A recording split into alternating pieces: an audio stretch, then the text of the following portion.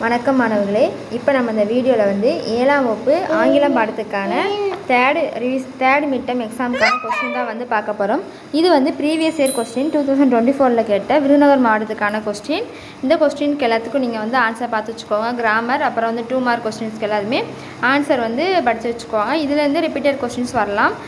இது வந்து உங்களுக்கு ஆனுவல் எக்ஸாமுக்கும் ரொம்ப யூஸ்ஃபுல்லாக இருக்கும். தேங்க்யூ.